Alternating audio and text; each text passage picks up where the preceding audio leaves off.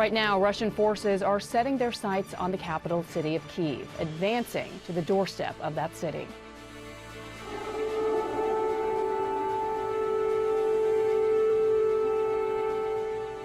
Sirens warning civilians in Kyiv as airstrikes approached overnight. Russian bombs destroying infrastructure north and south of the city, causing a massive fire at a warehouse. Satellite images show Russian artillery bombarding Kyiv. British defense officials say that the bulk of Russia's forces are now just 15 miles from the city's center.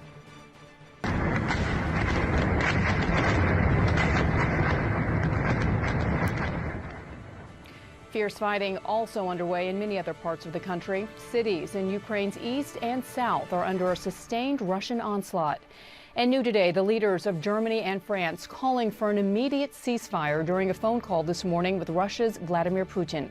Ukraine's civilians desperate to escape. Today, at least 13 humanitarian corridors are open for evacuations.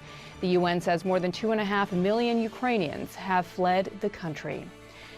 I want to turn now to Anderson Cooper anchoring our live coverage in Lviv, that's western Ukraine. And Anderson, as we are watching Russian troops encroach upon the capital city of Kyiv, it was chilling to hear Gary Kasparov in the last hour say that what we saw happen in Mariupol is just a preview, in his opinion, of what's going to happen in Kyiv.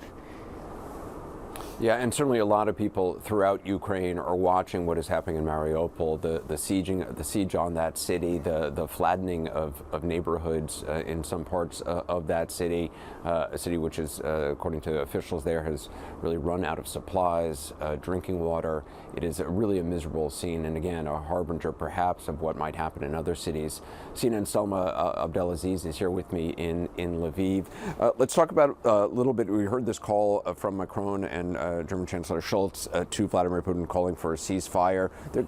President Zelensky has recently spoken about something like this. Yeah, some very positive signs from President Zelensky, who says we've stopped exchanging ultimatums with the Russian delegation, and we've started actually talking. I mean, that's a pretty key indication when you're looking at the last several days in Turkey, where it seemed like talks were stalling, where it seemed like there was no middle ground between the two sides. But here's the key thing, the same thing we're hearing from European leaders, which is that any negotiations must start with a ceasefire, and that's going to mean the guns have to fall silent. Is the Russian military willing to do that? Is President Vladimir Putin willing to do that, especially when we're looking at humanitarian evacuations even being targets of attacks? When the two foreign ministers met in Turkey on Thursday, I believe it was, really nothing came out of that. And in fact, it seemed almost like a step back with the Russian foreign minister kind of going back to talking points that Vladimir Putin had been giving early on about denazification, about a neutral Ukraine. I mean, what's going to be key here is what does President Putin want out of this, right? I think this is obviously an offensive that's astounded all of us, even in its scope and scale. I mean, one of the towns that was attacked yesterday is just 70 miles from the border with Poland. So we are talking about an offensive that's really reached far into Ukraine, that of course has its capital, Kyiv, under major concern, under intense attack. So what is the end goal here for President Putin? What is enough to end this? We know from President Zelensky's side, what he's offered, his olive branch, is the promise that Ukraine would remain a neutral country, that it would not join NATO, which is not on the table anyways. But there's going to have to be some back and forth. And look, the Russian president does have a strategic goal here, and that is access to a warm water port. What does that access look like territorially when you're looking at the east of the country? Yeah, and whether that's acceptable to Ukrainians at all, it's obviously one of the major issues. So Abdelaziz, I'm sorry. Okay. Thank you so much. We are witnessing a brutal onslaught of cities across the country, and that includes areas that had been largely spared from the bloodshed thus far. CNN's Matthew Chance has more. This is a new front in Russia's Ukrainian war. Emergency workers battling flames caused by airstrikes on the central city of Dnipro.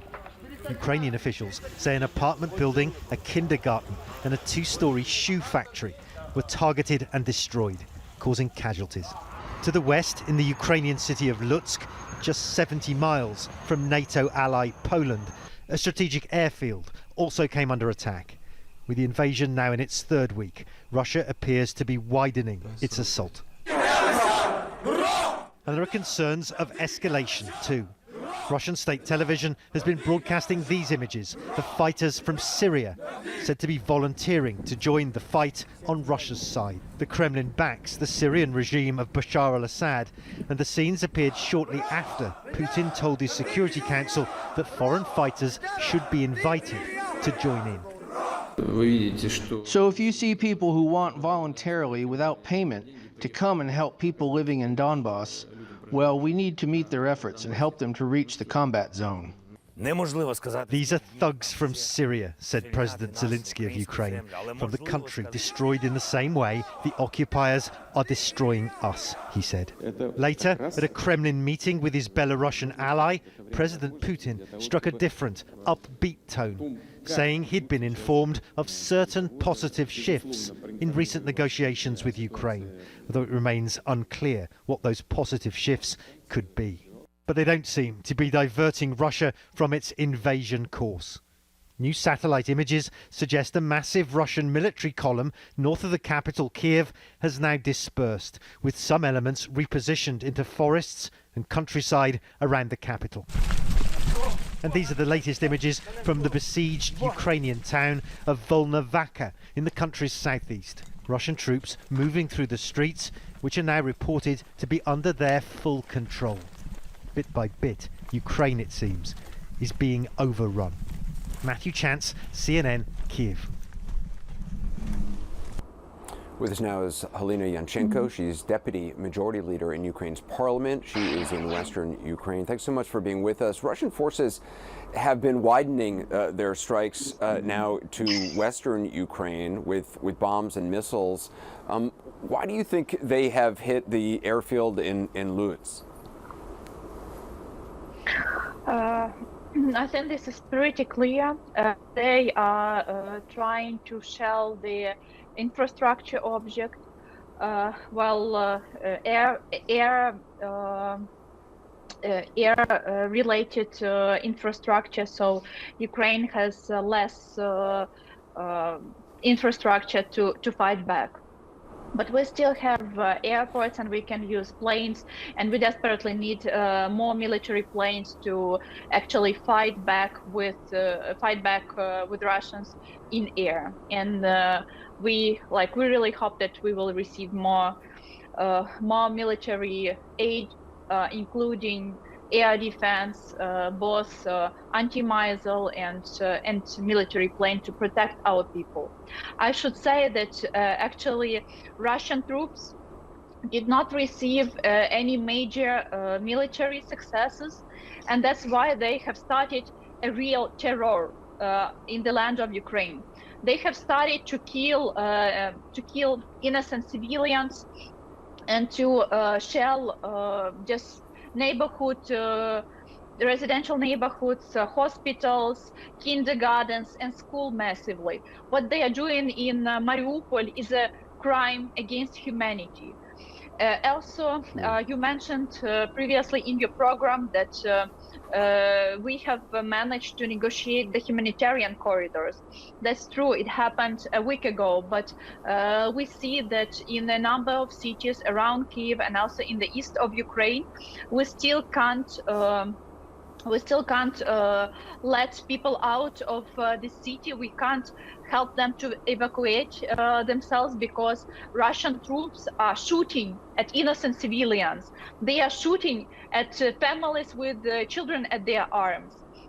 In Mariupol, a couple days ago, Russians have shooted at maternity house, and these are all the horrible things that Ukrainian civilians and Ukrainian cities are going through. Yeah, let me ask you, President Zelensky yesterday in a press conference talked about the need for a ceasefire before any substantive talks can really take place, before any real negotiations can take place. Do you see any signs from the Russian Federation? President Zelensky in that press conference said he was pleased with some of the signals coming from the Russian Federation, but are you at all hopeful that Russia would agree to a ceasefire in order to conduct serious talks? Well, hope dies the last one. So we do hope for the better, but currently they see that Russians do not follow their own agreements. So they promise to Ukrainian side that they will let civilians to evacuate themselves, and they don't. They promise that they will let some food and water in the cities, but they don't. In Mariupol, a number of people, including children, have died of dehydration. So this is the kind of the things that you don't accept to happen in the modern world on the European continent.